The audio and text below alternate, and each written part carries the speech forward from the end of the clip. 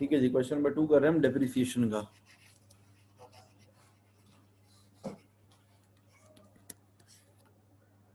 अच्छा क्या करेंगे हम, बना करना क्या है, कैलकुलेट द प्रॉफिट और loss on disposal during the year ended 30 April 2010। Profit या लॉस ऑन डिस्पोजल निकालना है हमें। उसके लिए हम चाहें तो डिस्पोजल अकाउंट भी बना सकते हैं, ठीक है ना। अगर हम डिस्पोजल अकाउंट बना लें, प्रॉफिट या लॉस ऑन डिस्पोजल, देखो ये क्या दिया हुआ है, basically schedule of non current asset दिया हुआ है, ठीक है। ये पहले दिया हुआ है कॉस्ट एट फर्स्ट में, एडिशन डिस्पोजल, ये क्या है, डिस्पोजल की कॉस्ट प्राइस है 700। यहाँ पर आ जाएगा कॉस्ट, डिस्पोजल की कॉस्ट आ जाएगी। मतलब क्या चीज़ है ये, मशीनरी है जो भी है। देखो लिखा हुआ है न्यू मशीनरी कॉस्टिंग। जरा अगर हम ये पढ़ लें यहाँ पर क्वेश्चन को एक दफ़ा, ये तो हमें, अच्छा ये जो दिया हुआ है schedule of non current asset, ये लास्ट ईयर का है 30 अप्रैल 2009, और हमें 2010 का बनाना है, ठीक है ना। ये नहीं ले सकते हम, 2010 का बनाना है। अच्छा क्या है, एडिशनल इन्फॉर्मेशन रीड कर लेते हैं। During the year ended 30 April 2010 the following took place. New machinery costing 900,000 was purchased on 1st November 2009. Machinery which had cost 400,000 on 1st July 2005 was sold for 200,000 in December 2009. Okay एक machinery है जो कि हमने कितने की खरीदी थी, 4 लाख की। कितने में बेचा उसको हमने, 2 लाख में बेच दिया। अब बताओ फायदा हुआ या नुकसान, कैसे निकालेंगे, कितने सालों की डेप्रिसिएशन लगानी है। देखो जरा देखते हैं डेप्रिसिएशन जो है वो ईयर एंड पॉलिसी है या फिर मंथ टू मंथ पॉलिसी है। देखो लिखा हुआ है depreciation is charged full in the year of purchase and no depreciation is charged in the year of disposal। इसका मतलब क्या है, ईयर एंड पॉलिसी है ये, ईयर एंड पॉलिसी है डेप्रिसिएशन की ना। तो अब हम नंबर ऑफ ईयर्स काउंट कर लेंगे, कितने सालों की डेप्रिसिएशन लगानी पड़ेगी हमें। नंबर ऑफ ईयर्स जरा काउंट करो, मतलब नंबर ऑफ ईयर हमने कब लिया ये, अच्छा ईयर एंडेड कब है हमारा, अप्रैल में, और हमने खरीदी कब है ये मशीनरी 2005 में 1 जुलाई को। अब 1 जुलाई 2005 से लेकर 30 अप्रैल 2006 तक, एक साल, पहला साल कंप्लीट हुआ, ठीक है। फिर 2006-7 दूसरा साल, ठीक है 2005 है ना, 5 till 6 ये पहला साल हो गया, 5-6 दूसरा साल होगा 6-7, तीसरा होगा 7-8, 3 साल हो गए, और चौथा साल जो है 8-9 उसमें बेचा हमने, नहीं 8-9 भी आएगा, 9-10 वाला जो साल है ना इसमें बेच दिया। मतलब हमने 2009 मतलब 1 मई 2009 से लेकर 30 अप्रैल 2010 तक जो ईयर जा रहा है उस ईयर के दरमियान दिसंबर में बेचा है। इसका मतलब है ये साल काउंट नहीं होगा, इसको हटा देंगे। तो कितने, 1 2 3 4 साल, 4 ईयर्स काउंट होंगे ना। तो अब क्या करेंगे, ये एसेट है कितने का हमारा, 4 लाख का था ना, 400,000 मल्टीप्लाइड बाय परसेंटेज क्या है डेप्रिसिएशन की, अच्छा डेप्रिसिएशन की सेम परसेंटेज रहेगी जो लास्ट ईयर लगी थी। अब पिछले साल परसेंटेज क्या लगी थी, देखो चार्ज फॉर द ईयर कितना था 470, और कॉस्ट की वैल्यू कितनी थी 4700, मतलब 10% हुआ। डेप्रिसिएशन का रेट निकालने का मतलब मैंने आपको फॉर्मूला बताया था, याद है। रेट निकालने का फॉर्मूला क्या होता है, डेप्रिसिएशन या एक्सपेंस या फिर charge for the year upon charge for the year upon balance CD of cost या balance CD of asset multiply by 100। अब चार्ज फॉर द ईयर है 470 और बैलेंस CD है 4700 मल्टीप्लाइड बाय 100, तो 10% आ गया रेट। अब 10% का हमारा रेट आ गया, तो अब क्या करेंगे, यहाँ पर 4 लाख के ऊपर 10% लगाएंगे multiplied by number of years कितने हैं, 3 साल, 4 साल सॉरी। 4 लाख का 10% 40,000, तो 160,000 हो गया। ठीक है, प्रोविजन फॉर डेप्रिसिएशन मतलब डेप्रिसिएशन ऑन डिस्पोजल, सही है। इससे हमें प्रॉफिट या लॉस पता चल जाएगा। कैसे पता चलेगा, अगर मैं छोटा सा टी अकाउंट बना लूँ डिस्पोजल का, बनाने को नहीं बोला है लेकिन एक आसानी के लिए बना लिया मैंने। यहाँ पर हम क्या करेंगे, मशीनरी आ जाएगी, मशीनरी की वैल्यू 4 लाख है।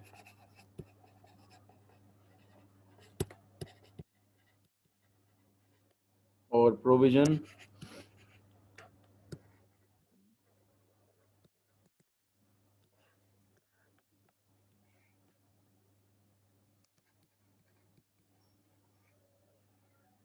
प्रोविजन आएगा 160,000।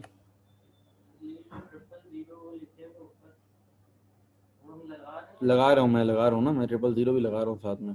प्रोविजन 160,000 आ गया। बैंक पैसा बेचा कितने में? 2 लाख में। और बाकी डिफरेंस जो है वो किस में आ जाएगा?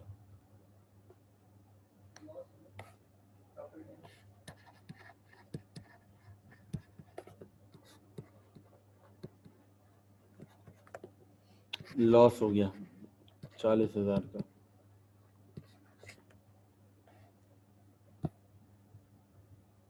ठीक है, ये एक लॉस हो गया किसके ऊपर? Loss on disposal of machinery.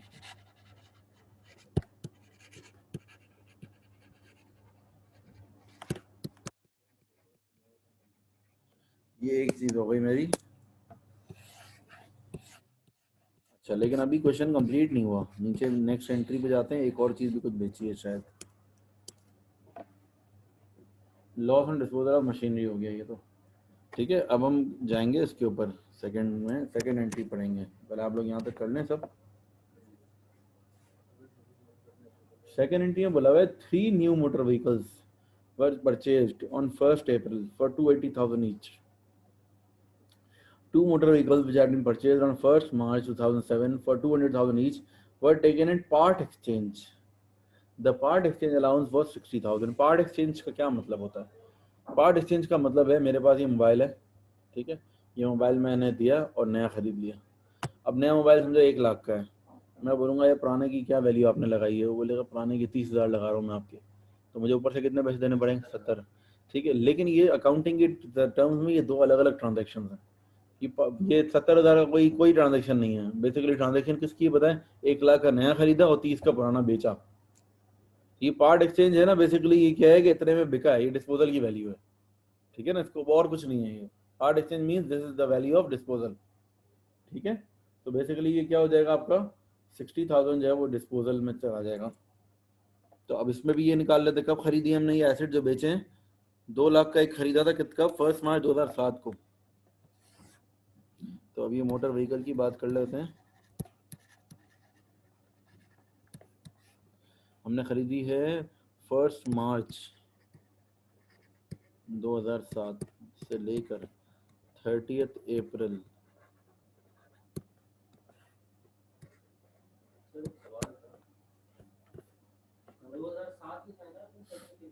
हाँ, परचेज का हमें कुछ नहीं करना। नहीं ना, तो सर जो एक्सचेंज हुआ है वो ये परचेज वाली से हुआ है। तो हमने ये 3 खरीदी तो उसमें 2 हमने एक्सचेंज करी और ऊपर और पैसे दिए ऐसे हुआ। अच्छा, 1 मार्च 2007 से लेकर 30 अप्रैल 2007 तक ये 1 साल पूरा काउंट होगा। चाहे 2 महीने ही हैं लेकिन साल पूरा काउंट होगा। रूल ये है कि कभी भी ले लिया हमने depreciation charge full in the year of purchase. तो 1 साल ये हो गया। दूसरा 6-7 ये मतलब ये पूरा साल जो है 6-7 है। ये जो है ना ये 6-7 है। फिर उसके बाद होगा 7-8, फिर होगा 8-9। 9-10 वाला नहीं लेना क्योंकि इस साल में बिका है ना। 3 साल है।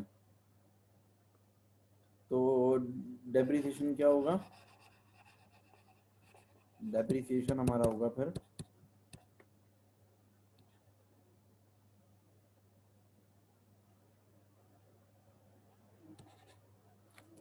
दो मशीन है ना 2-2 लाख की, तो 200,000 मल्टीप्लाई बाय 2 मल्टीप्लाइड बाय कितना परसेंटेज है उसका? अच्छा, रेट भी निकालना पड़ेगा।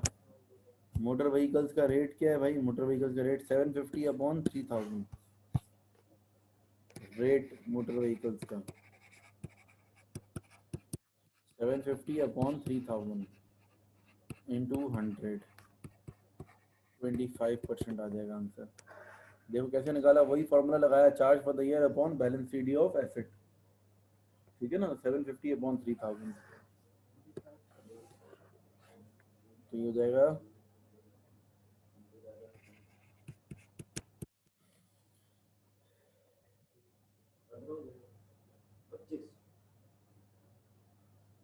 मल्टीप्लाई बाय 3, 3 लाख हो जाएगा ये, 3 साल। ठीक है, इसका भी हम डिस्पोजल अकाउंट बना लेंगे ताकि हमारे पास प्रॉफिट या लॉस आ जाए।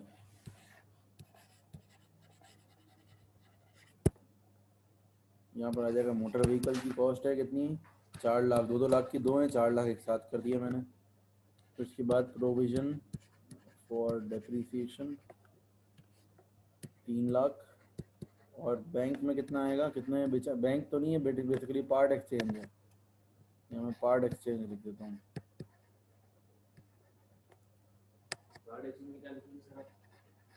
पार्ट एक्सचेंज भी लिख सकते हैं वैसे, या फिर उसके बदले में हमने क्या लिया, मोटर व्हीकल लिए, ब्रैकेट में मोटर व्हीकल भी लिख सकते हैं, या मोटर व्हीकल लिख के ब्रैकेट में पार्ट एक्सचेंज लिख दो, दैट इज मोर अप्रोप्रिएट, क्योंकि इसके अगेंस्ट में पैसे तो नहीं आए ना, मोटर व्हीकल की कॉस्ट में एडजस्ट हुआ है ना।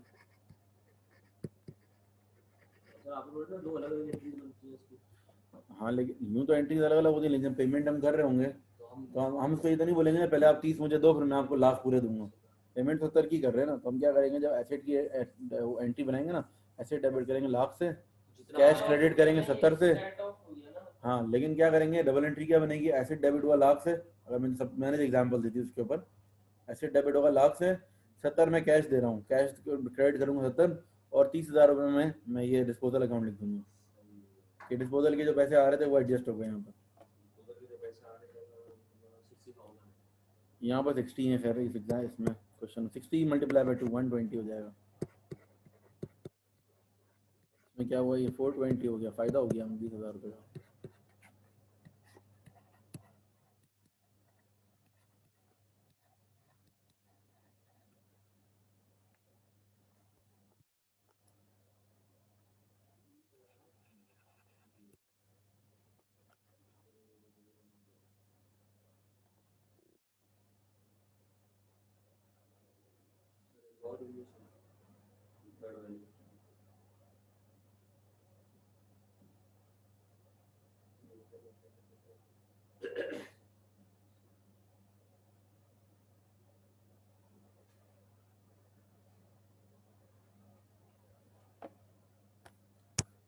ठीक है, ये दो हो गए, अब तीसरा क्या है,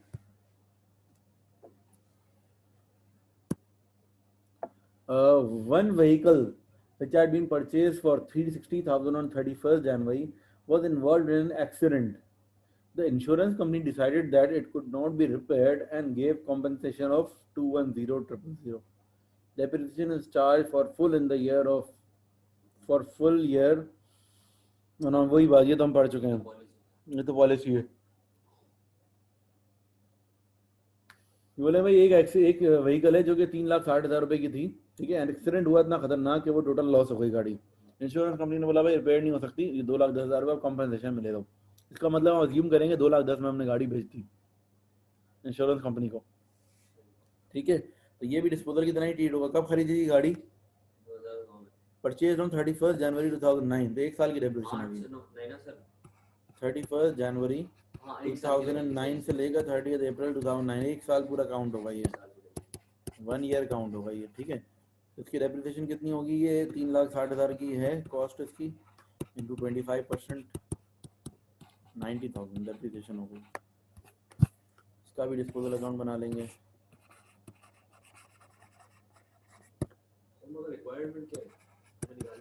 तीनों का प्रॉफिट और लॉस, टोटल प्रॉफिट और लॉस बताना है। तो मोटर व्हीकल की वैल्यू 360 हो जाएगी, 60,000। तो उसके बाद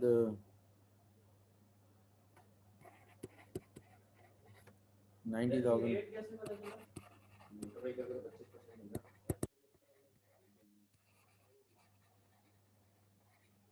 प्रोविजन फॉर डेप्रिसिएशन 90,000, और बैंक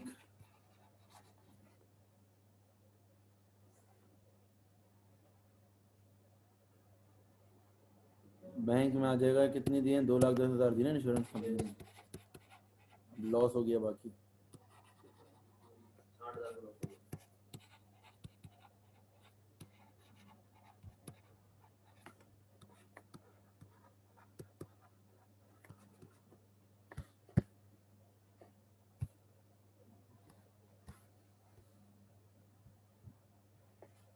अब टोटल में क्या होगा, एक लॉस है, दो लॉस है, एक प्रॉफिट है ना। प्रॉफिट कितने का हुआ है, 20,000 का प्रॉफिट, और लॉस कितना हुआ है, 60 का एक लॉस हुआ है, और दूसरा लॉस कितने का हुआ था, 40 का हुआ था। तो 80,000 का ओवरऑल क्या हो गया ये लॉस ऑन डिस्पोजल। 12 मार्क्स से सारे काम करने के।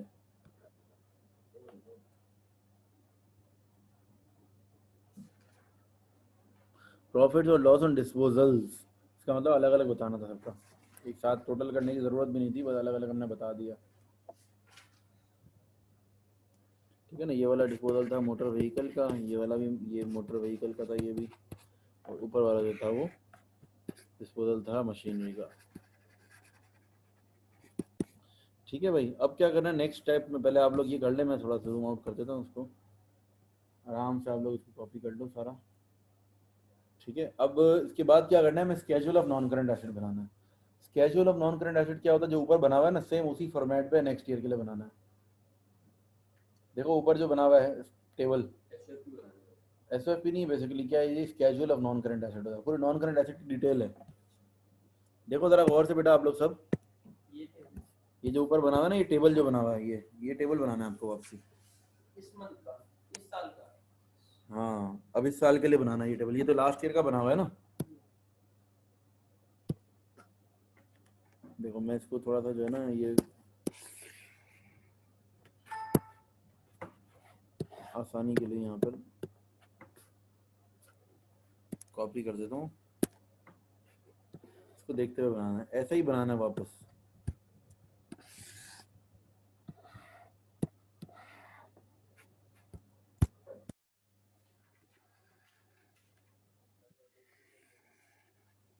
हाँ लेकिन फॉर्मेट यही फॉलो करना है ना, मैं ये कहना चाह रहा हूँ।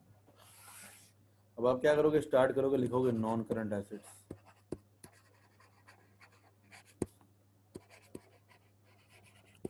बिल्कुल ऐसा ही आपको टेबल बनाना है।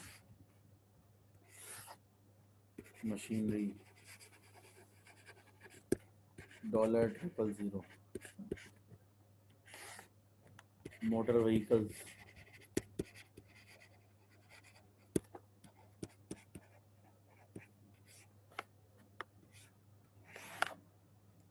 अच्छा भाई, नॉन करंट एसेट में क्या होगा, स्टार्टिंग होगी आपकी कॉस्ट एट फर्स्ट में ऑनलाइन 2009। ठीक है, अच्छा अब ये 30 अप्रैल 2009 को जो कॉस्ट थी वही फर्स्ट में के लिए हो जाएगी 4700, लास्ट ईयर का क्लोजिंग बैलेंस इस साल के लिए ओपनिंग बैलेंस हो। 3000 ठीक है, अच्छा अब हम क्या करेंगे, ऐड करेंगे एडिशंस। during the year.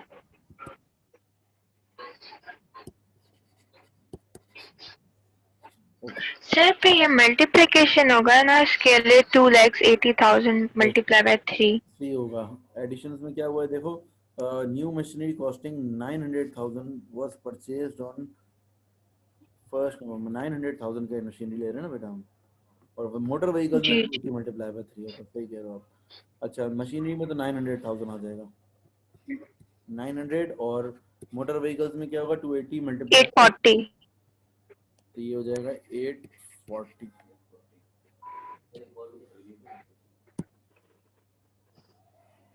अच्छा एडिशंस के बाद आएंगे फिर हम डिस्पोजल पर।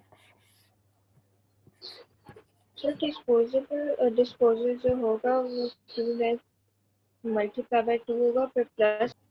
ठीक है, डिस्पोजल, डिस्पोजल पे करते हैं। डिस्पोजल में देखो हमने जो है ना कहते हैं क्या बेचा था, एक तो मोटर व्हीकल्स 400,000 की बेची है हमने, वो मशीनरी 400 की बेची है, और मोटर व्हीकल हमने 200 वाली दो बेची है और एक 360, तो 760 होगा इसमें। 200 वाली दो हैं और एक 360 वाली है।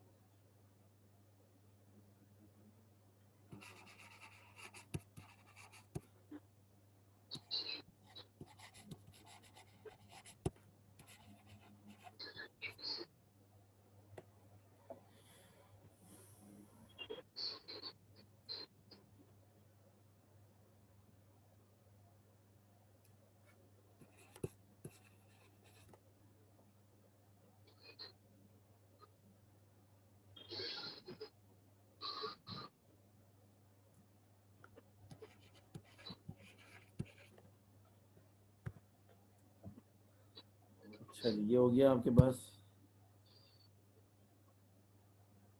अब डेप्रिसिएशन पे आते हैं। Depreciation at 1st May 2009. तो Sorry, 2009 ही होगा 10, ना? sorry.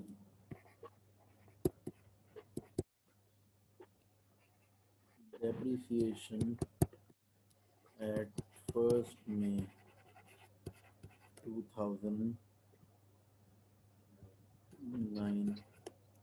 अच्छा, ओपनिंग बैलेंस कितना होगा इसका? जो लास्ट ईयर क्लोजिंग था 1510 और 79। 790. अब ऐड करेंगे इसमें हम charge for the year.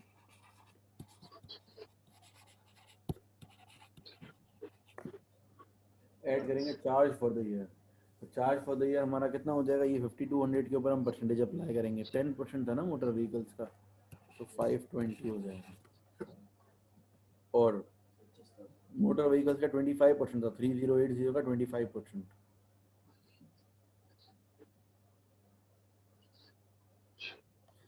770 less हम करेंगे डिस्पोजल। डिस्पोजल के ऊपर कितनी डेप्रिसिएशन चार्ज हुई है? तो मशीनरी की हमने निकाली थी 160। ये रहा, यहाँ से निकालेंगे ना 160, सही है। और उसकी जो है क्या कहते हैं मोटर व्हीकल्स की, 390. एक तो हमारे पास ये है 90 एक, और एक 300 है, तो दोनों का ऐड करके 390 हो जाएगा। ठीक है बेटा।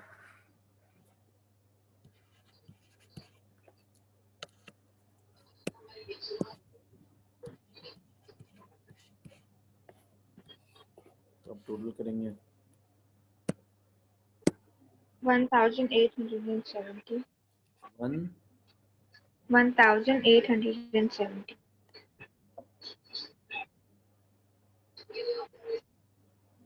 1870। ठीक है। दूसरा है 1170. 1170। आपने ऐसे बताया मुझे हमेशा, Okay. क्योंकि इसमें कंफ्यूजन हो जाती है ना। अच्छा भाई, अब है कॉस्ट एट 30th April 2010. 2010। ये कॉस्ट नहीं है, सॉरी, ये है depreciation.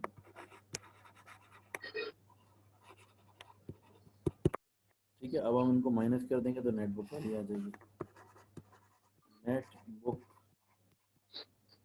Value at 30th April 2010 minus करोगे तो आ जाएगी नेट बुक वैल्यू 3330. 5200 माइनस 1870, तो 3330।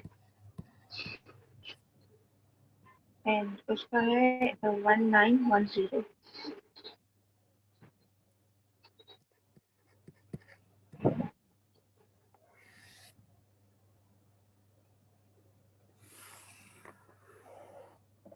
ठीक है बेटा।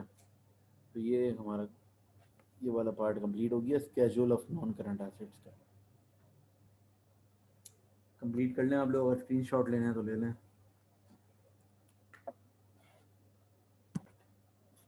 अच्छा जी, आगे क्या है? अब आगे जो पार्ट्स हैं वो देख लेते हैं। इसमें state 3 causes of depreciation, B का part 1। Number 1 wear and tear, depreciation का कॉज है। Number 2 Cost and decay. Obsolescence, मतलब ऑब्सोलीट हो जाता है ना कोई चीज़। जैसे कि आप, जैसे कि अभी जो है किसी के पास सिंपल Fashion. इंजन हो तो वो क्या है, इट्स ऑब्सोलीट। इस वजह से अगर आपने यूज़ ना भी किया, बिल्कुल सही हालत में हो, लेकिन वो ऑब्सोलीट हो गया क्योंकि फ़ायदा ही नहीं है, यूज़ ही नहीं होते वो फंक्शंस। लैपटॉप में पेंटियम अब ऑब्सोलीट हो चुके हैं, मतलब नई टेक्नोलॉजी आ जाती है तो पुरानी ऑब्सोलीट हो जाती है। वेयर एंड टेयर हो गया है, रस्ट रॉट एंड डिके हो सकता है। इसके अलावा इनएडिक्वेसी, ठीक है, ये दोनों ऑब्सोलीट एंड इनएडिक्वेसी दोनों तकरीबन टेक्नोलॉजी की वजह से ही होते हैं। ठीक है ना। जो मैंने 3 लिख दी, कोई से भी 3 आप अपनी मर्जी से लिख सकते हो। नेक्स्ट है give an example of a non current asset for each cause which might be appropriate. अच्छा, हर कॉज के लिए एक नॉन करंट एसेट एग्जांपल भी देनी है आपको। ओके अच्छा, पहले वाले की जो एग्जांपल होगी wear and tear, wear and tear के लिए furniture is the best example. Use करेंगे तो जाहिर सी बात है पुराना होगा। Obsolescence, Old versions of computer. हाँ ऑब्सोलेंस के लिए लेट्स से कि कंप्यूटर, कंप्यूटर एक ऐसा नॉन करंट एसेट है जो ऑब्सोलीट हो जाता है। अच्छा, इनएडिक्वेसी का मतलब ये है कि अब वो चीज़ जो है उसकी कैपेसिटी, हमारा बिजनेस या तो इतना ग्रो हो गया है कि वो हमारे लिए काम की नहीं। कोई मशीनरी हो ऐसी, जैसे कि पहले आपका प्रिंटर था आपके पास एक, वो प्रिंटर जो है पहले लेट्स से कि it can print 30 copies in 1 minute, लेकिन अब आपकी रिक्वायरमेंट इतनी ज़्यादा हो गई है कि 30 कॉपीज अब बहुत ज़्यादा यूज़ हो गया पेपर का, तो आपको 1 मिनट में 30 कॉपीज़ वाला प्रिंटर बहुत अब पुराना वो लगता है, इनएडिक्वेट लगता है, आपकी रिक्वायरमेंट को फुलफिल नहीं कर रहा। तो इस तरह से लोग मतलब ओवरऑल ही लोगों ने अब ज़्यादा रिक्वायरमेंट वाले प्रिंटर्स आना शुरू हो गए हैं।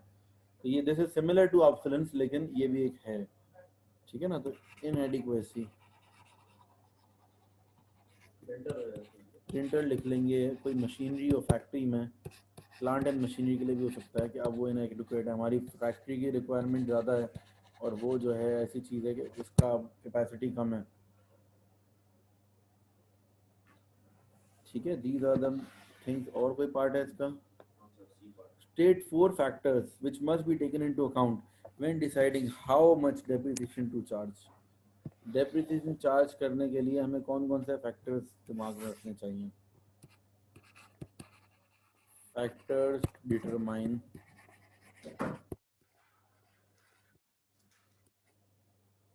the amount of depreciation. Number 1, पहला फैक्टर ये देखना पड़ेगा आपको, यूजफुल लाइफ कितनी है। जितनी लाइफ उसकी तो ज़्यादा होगी तो कम डेप्रिशिएट होगा, ठीक है ना। दूसरा, Cost of the asset. इसकी कॉस्ट, एसेट की कॉस्ट कितनी है। महंगा एसेट होगा डेप्रिसिएशन भी ज़्यादा करनी पड़ेगी। नंबर 3, स्क्रैप वैल्यू, कितने में बिकेगा, ठीक है। एक्सपेक्टेड स्क्रैप वैल्यू, कितने बताने थे हमें? 4 बताने थे। एक और अब कोई दिमाग में आ रहा है आपके? ये 3 तो बहुत ऑब्वियस हैं, ठीक है। एक और चीज़ आपको ये सोचनी पड़ेगी कि समझो एक तरह से ये मेथड के ऊपर है कि मेथड हम कौन सा यूज़ करें, नेचर उसकी एसेट की, कि वो मतलब जैसे कुछ में ऐसा होता है कि भाई शुरू के ईयर्स में ज़्यादा डेप्रिशिएट हो जाता है, बाद में कम होता है, तो उनको हम क्या करते हैं, रिड्यूसिंग बैलेंस मेथड लगाते हैं उनके ऊपर। नेचर ऑफ एसेट, आउटपुट के ऊपर भी कर सकते हैं, ये भी फैक्टर। तब एसेट का नेचर आपने वो देखना होगा कि अगर शुरू के ईयर्स में आपको ज़्यादा वो आउटपुट दे रहा है तो आपको क्या करना पड़ेगा, शुरू में ज़्यादा डेप्रिशिएट करना पड़ेगा, और बाद में अगर कम आउटपुट दे रहा है तो बाद में कम डेप्रिशिएट होगा, ठीक है ना। तो ये हमारे पास कुछ चीज़ें थी और ये टॉपिक कंप्लीट हो गया हमारा एक तरह से।